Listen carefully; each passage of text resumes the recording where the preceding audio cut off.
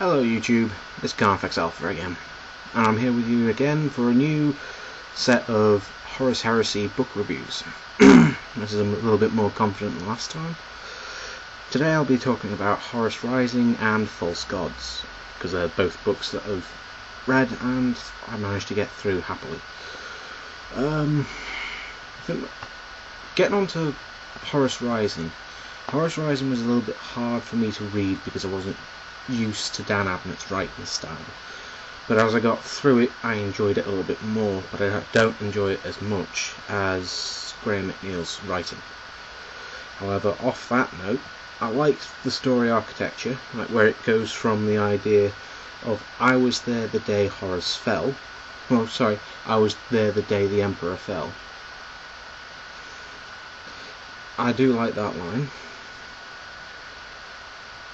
And it starts off, you initially thought, oh crap, this is already going straight into Horus attacking the Emperor's palace. But that's a very nice surprise for those who will read it. But I do enjoy reading some of the characters from the Mournville, and Abaddon, Little Horus, Aximand, Aximand is Little Horus I think, Torgadon and Loken. Those are pretty good Lunar Wolves. I do like them. I do like the Lunar Wolves. Some of the remembrances I'm okay with, like Carcassay and Eunice, I think her name was, if I can remember rightly. Those were really well defined characters and I did like them originally. I also liked the fact that they went through the history of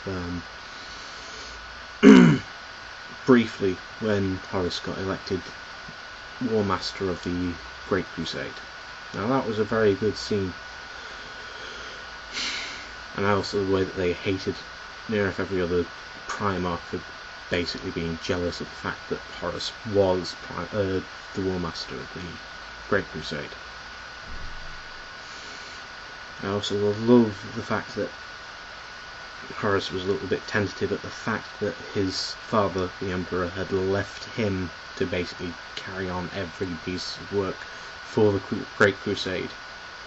And towards the end of the book, when you meet the Megarachnids, you know that that's not the place where you initially go, ooh, is this the place where Horus falls? And then you discover that that was basically a wildlife reserve for the Megarachnids. After this, we slowly progress into False Gods, after we discover the treachery at the Interax. When we go through False Gods, we go through the story of how Horus comes to be the big badass of the legions, which is pretty interesting at the start. It doesn't start out the way I was thinking about it, but it does begin with a treachery, and you learn about how some manipulative little bastard from the word bearers actually manages to corrupt him through some very vile means. Overall, the book itself was short and concise, and I could read it very quickly, but it was a little bit too quick, and I didn't like the fact that you did the time travel nonsense. It's my worst aspect of sci-fi is when they do the time travel nonsense. But seeing as how it was integral to the story, I let it slide and went with it. After a while, I read the story and enjoyed it. I was also pleased by the fact that I actually managed to read up to the point where Magnus himself is betrayed by Horus. Well, we assume that Horus has betrayed Magnus.